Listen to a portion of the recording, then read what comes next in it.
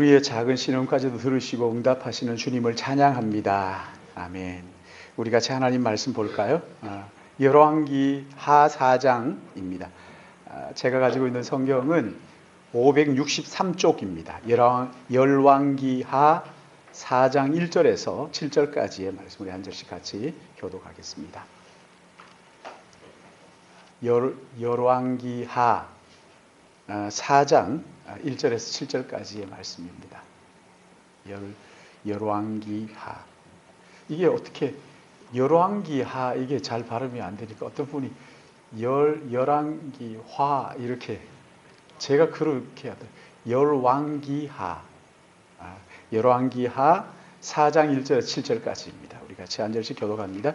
선지자의 제자들의 아내 중 한 여인이 엘리사에게 부르짖어 이르되 당신의 종 나의 남편이 이미 죽었는데 당신의 종이 여호와를 경외한 줄을 당신이 아시는 바니이다. 이제 빚준 사람이 와서 나의 두 아이를 데려다가 그의 종을 삼고자 하나이다 하니 엘리사가 그에게 이르되 내가 너를 위하여 어떻게 하랴.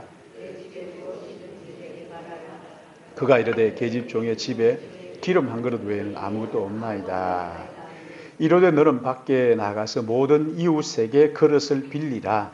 그 빈 그릇을 빌리되 조금 빌리지 말고 들어가서 문을 닫고 그 모든 그릇에 기름을 부어 차는 대로 옮겨 놓으라. 여인이 물러가서 그 두 아들과 함께 문을 닫은 후에 그들은 그릇을 그에게로 가져오고 그는 부었더니 그릇이 다 찬지라. 여인에게 또 그릇이 내게로 가져오라 하니 아들이 이르되 다른 그릇이 없나이다 하니 기름이 곧 거쳐. 같이 봅니다. 그 여인이 하나님의 사람에게 나아가서 말하되 그가 이르되 너는 가서 기름을 팔아 빚을 갚고 남은 것으로 너와 내 두 아들 생활하라 하였더라. 아멘. 우리가 가끔 신앙생활을 하면서 늘 이렇게 충만하고 늘 기쁨 가운데 신앙생활 하면 얼마나 좋겠어요. 그렇죠? 근데 가끔 보면 이게 신앙이 아무것도 없는 것 같은, 내가 정말 믿음으로 살았던 것 같은데 내 인생에 남는 것이 아무것도 없는 것 같은 그렇게 느껴질 때가 우리에게 종종 있지요. 오늘 여기 본문 말씀에 나오는 여인이 바로 그런 여인이에요. 오늘 1절 말씀 보시면 엘리사의 제자 중 한 사람이 죽었는데 그의 아내가 엘리사에게 와서 내 남편이 죽었습니다. 그런데 내 남편이 남겨놓은 것은 아무것도 없고 오히려 빚만 잔뜩 있는데 이제 이 빚쟁이들이 와서 두 아들을 데리고 가서 종을 삼겠다고 하니 이거 어떻게 하면 좋습니까? 남편이 하나님의 종이 되겠다고 엘리사에게 가서 지금 훈련을 받다가 무슨 이유인지 모르겠지만 죽었다는 거예요. 그리고 남편이 남겨둔 것은 아무것도 없어요. 두 아들과 빚만 잔뜩 있었다는 거죠. 얼마나 여러분 기가 막히겠어요. 남편이 하나님의 종이 되겠다고 그렇게 훈련을 하다가 죽어버리고 그리고 남은 것은 빚밖에 없다. 살 길이 막막했던 거죠. 제가 통계를 보니까 지난 한 해 우리나라에서 너무 살기 힘들다. 그래서 일가족이 극단적 선택을 한 케이스가 30가정이 있어요. 거기에 보면 자녀들이 2명도 있고 3명도 있고 큰 아이도 있고 작은 아이들도 있고 가장 최근에는 그 대구에서 일가족 4명이 이혼한 다음에 살기가 힘들다고 극단적인 선택을 한 게 있더라고요. 여러분 이런 어려움을 만날 때 그러니까 내가 지금까지 살아왔다.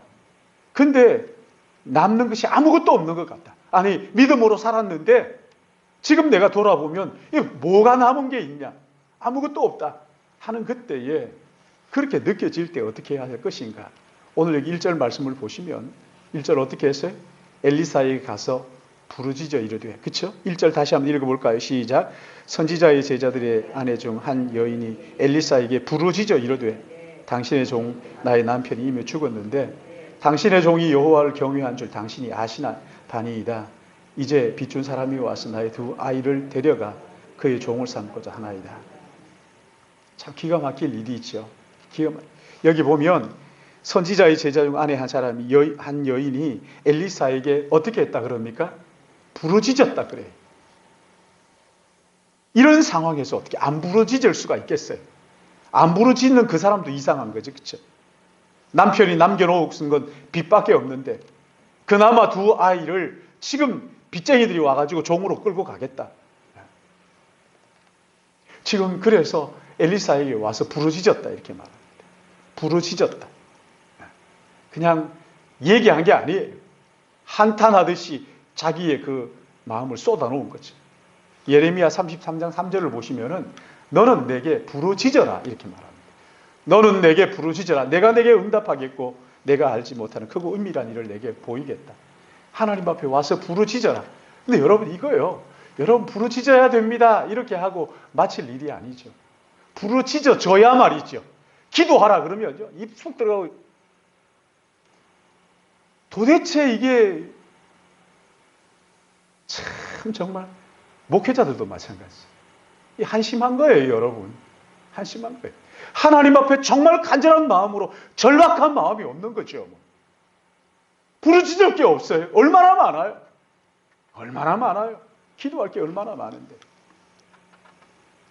마태복음 7장 7절 8절 말씀 보시면 구하라 그리하면 받을 것이 찾으라 그리하면 찾아낼 것이요 문을 두드리라 그리하면 열릴 것이니 구하는 이마다 받을 것이고 찾는 이가 찾아낼 것 두드리는 이가 열릴 것이다. 뭐라고 말씀하시는 거예요? 기도하라는 거예요. 부르짖어라. 기도하라. 하나님 앞에 나와서 기도해라. 그러니까 여러분 내가 감당할 수 없는 어려운 문제가 내 앞에 닥쳤다.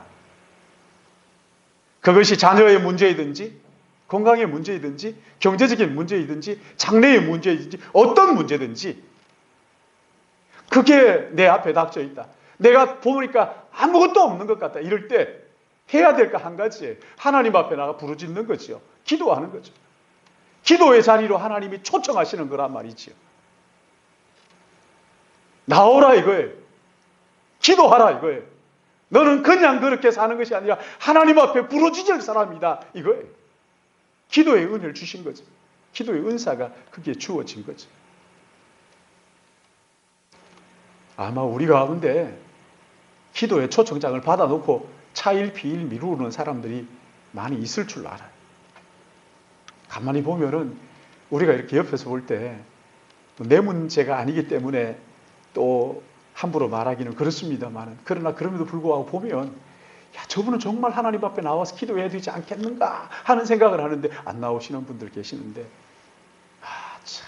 근데 우리가 막상 어려움을 당할 때 정말 내가 기도하라는 하나님의 초청장이구나. 이거 참 쉽지 않거든요. 쉽지 않거든요. 이 여인이 엘리사에게 와서 부르짖습니다. 그러자 2절 말씀 우리 같이 한번 읽어보면 2절 시작. 엘리사가 그에게 이르되 내가 너를 위하여 어떻게 하랴? 내 집에 무엇이 있는지 내게 말하라. 그가 이르되 계집종의 집에 기름 한 그릇 외에는 아무것도 없나이다. 부르짖으니까 엘리사가 응답을 하죠. 그렇죠? 엘리사가 그에게 이르되 내가 너를 위하여 어떻게 하랴? 네 집에 무엇이 있느냐? 내게 말하라. 제자의 아내의 소리를 듣고 너무 안타까워가지고 이 엘리사가 그렇게 하는 거죠. 사랑하는 여러분, 엘리사를 통하여 하나님의 마음을 그 여인에게 보여주시는 거잖아요. 그가 이르되 계집종 집에 기름 한 그릇 외에는 아무것도 없나이다. 자, 여러분 여기 기름 한 그릇 외에는 아무것도 없습니다. 이게 무슨 말이에요? 뭐 있다는 거예요? 없다는 거예요? 그게 없다는 거예요. 뭐 이거 외에 없습니다. 아무것도 없어요. 내놓을 게 없습니다. 그런 이야기죠. 사랑하는 여러분, 기도는요 여기에서 시작하는 거예요. 아무것도 없는 여기에서 말이죠. 빈손인 여기에서 시작합니다. 뭔가 아직 있다 느껴지면요 그게 기댈 언덕이 되고 비밀 언덕이 되는. 그래서 그것 때문에 기도의 자리에 나오지 않습니다. 아직도 뭐 이 정도 건강이 있는데 뭐 아직도 내가 이 정도의 재물이 있으니까, 나는 이 정도의 뭐 있으니까 그래도 내가 괜찮다. 기도 안 해요. 사랑하는 여러분, 혹시 내가 뭔가 있다는 그것이 나로 하여금 기도의 자리로 나가지 못하는 장애물이 되지 않습니까? 한번 살펴보셔요.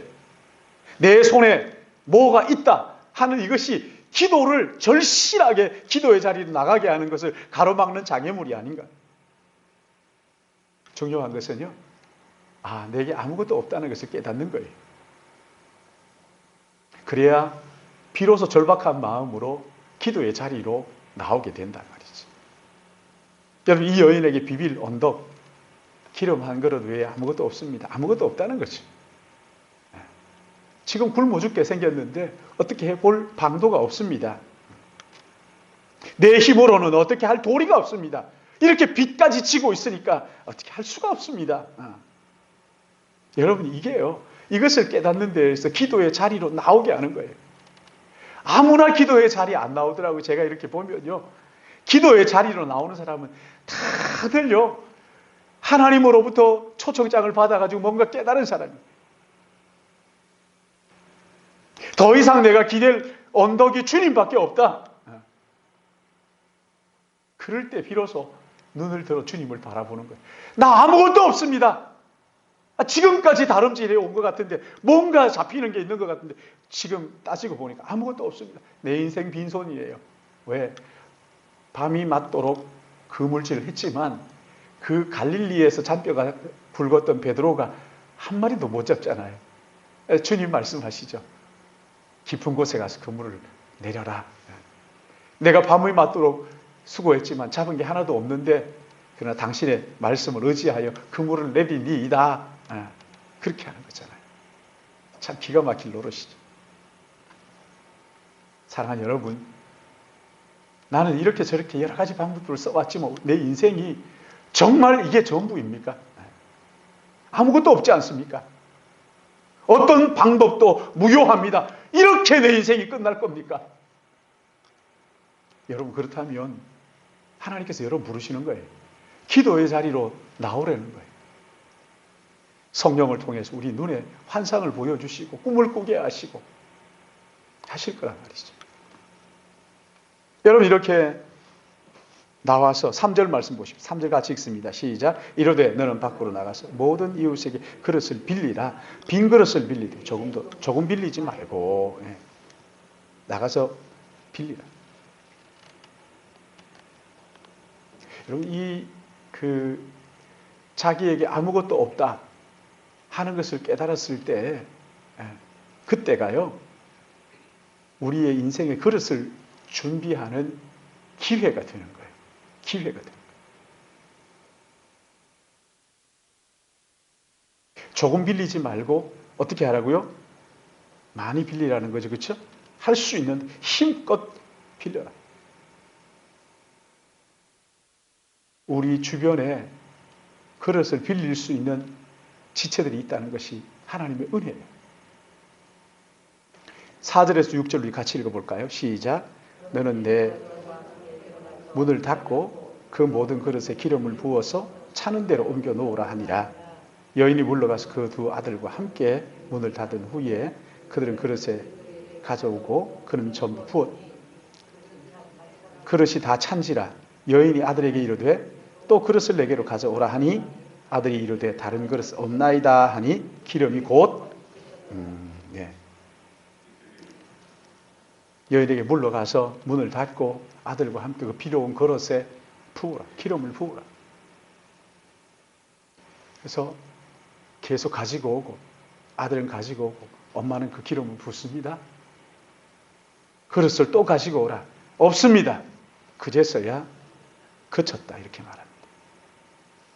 이 여인이 선지자의 말대로 순종하자 그 두 자녀가 또 그 아내가 놀라운 일을 경험하죠. 이거 얼마나 재미있었을까요? 기름 한 병이 다인데 그릇을 다 빌려와가지고 거기에 아들이 가지고 오면 엄마가 거기에 붓습니다. 그러면 그 기름이 가득 차고 또 가지고 오면 가득 차고 사랑하는 여러분, 주님은 너희가 기도할 때 골방에 들어가 문을 닫고 은밀한 중에 계신 아버지께 기도하라. 은밀한 중에 보시는 내 아버지께서 갚으신다. 우리 주님 말씀하시죠. 내가 문 밖에 서서 두드린다. 누구든지 내 음성을 듣고 문을 열면 내가 그에게 들어가 그와 더불어 먹고 그는 나와 더불어 먹으리라. 예수 그리스도를 구주와 주님으로 믿으면 나의 그릇뿐만 아니라 이웃에게 빌려온 그릇까지도 채우는 은혜가 있다는 것을 믿으시기 바랍니다. 이 세상이 알지도 못하고 이 세상이 주지도 못하는 신비한 그 은혜가 예수 그리스도 안에서 있단 말이에요. 오늘 여기 이 말씀을 보면서 저는 이 말씀을 묵상하면서 그 생각을 했어요. 여기 지금 엘리사의 제자가 죽고 난 다음에 그 아내가 와서 뭐라고 이야기하느냐면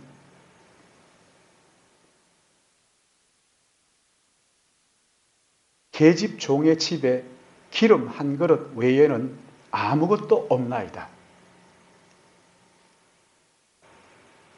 지금 이 선지자의 아내가 보는 것은요, 눈에 보이는 것만 보는 것이요, 그치? 눈에 보이지 않는 여기 4장 1절 말씀에 이렇게 말하죠. 당신의 종 나의 남편이 이미 죽었는데 당신의 종이 여호와를 경외한 줄 당신이 아는 바니이다. 내 남편이 정말 여호와 하나님을 경외한 것을 당신이 알잖아요. 그런데 안타까운 것은 이제 빚만 남기고 죽어버렸으니 내게 아무것도 없습니다.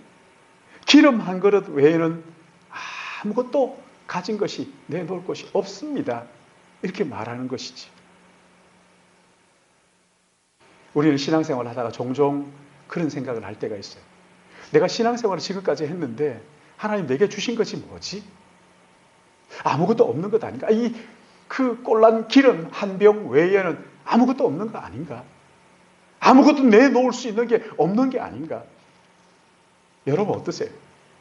저는 청년 때 그랬던 적이 있었어요. 청년 때 이제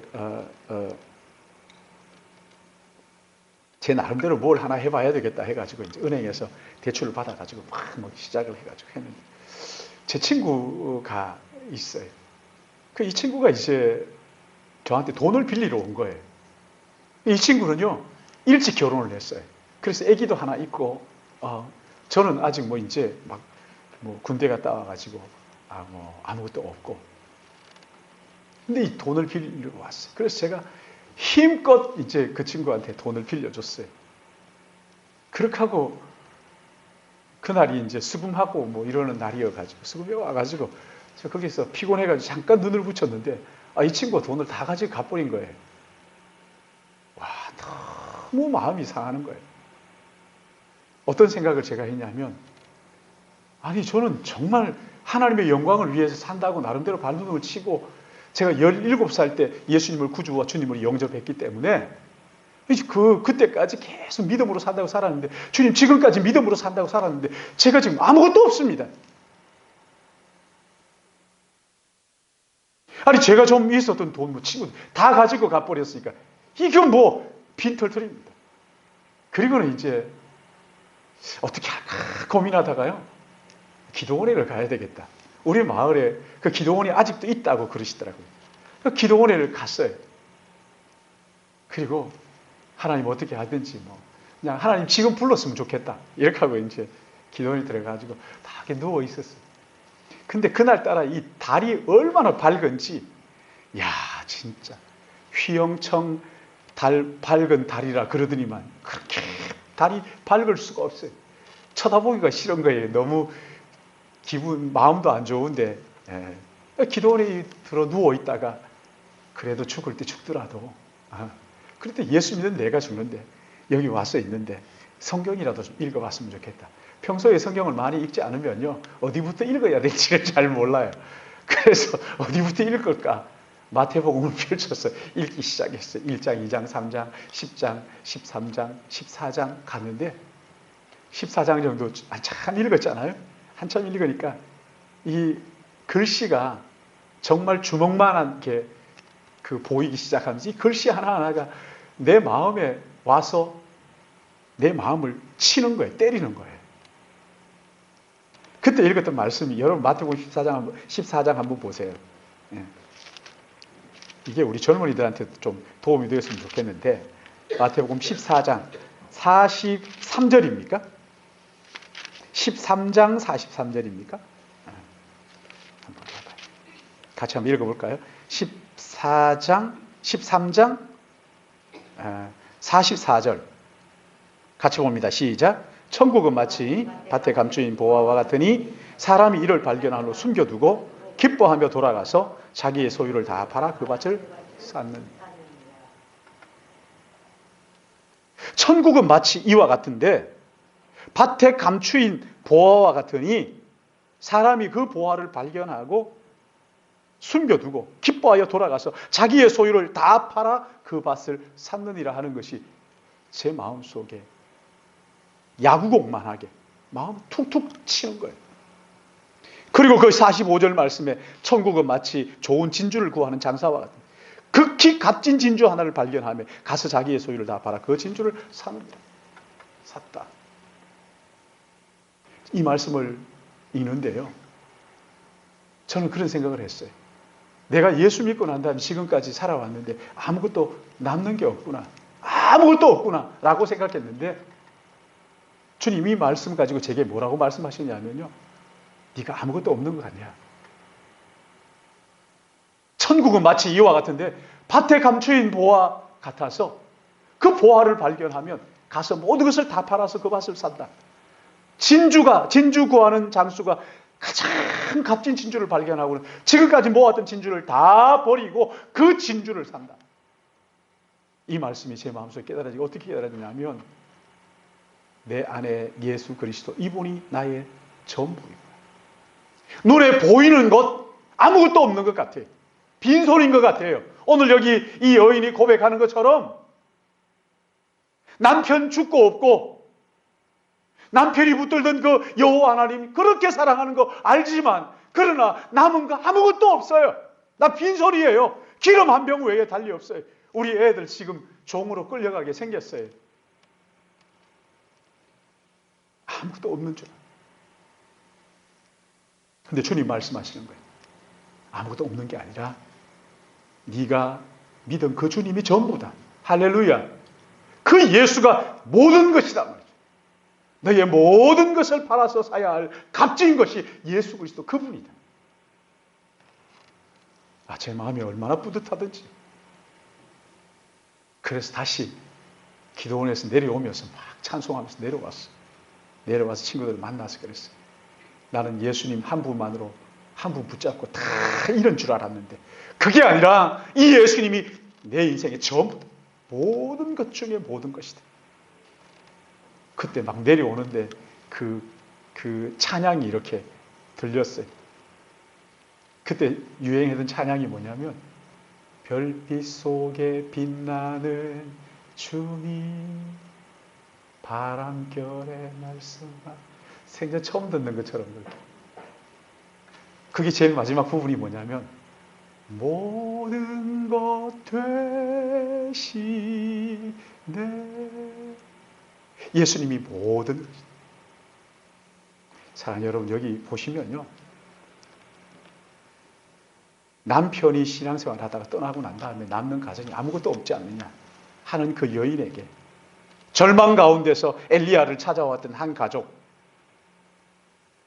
너는 가서 기름을 팔아 빚을 갚아 남은 것으로 너와 내 두 아들 생활하게 해라. 7절 말씀 같이 읽습니다. 시작. 그 여인이 하나님의 사람에게 나아가서 말하니 그가 이르되 너는 가서 기름을 팔아 빚을 갚고 남은 것을 아멘. 남편 떠나고 난 다음에 그 하나님을 경외했던 것이 아무것도 아닌 줄 알잖아요. 그렇죠? 기름 한 병 외에 남은 것이 아무것도 없습니다 하는 그 여인에게 지금 이런 놀라운 일들을 경험하고 난 다음에 지금 얘기하는 거예요.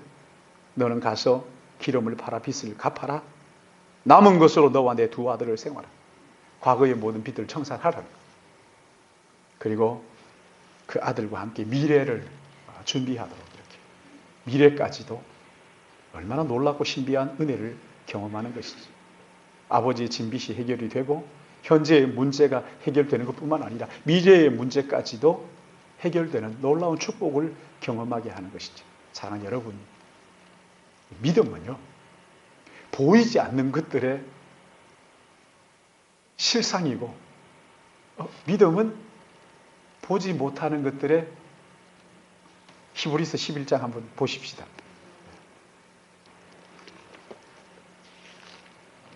한번 헷갈리면 이게 잘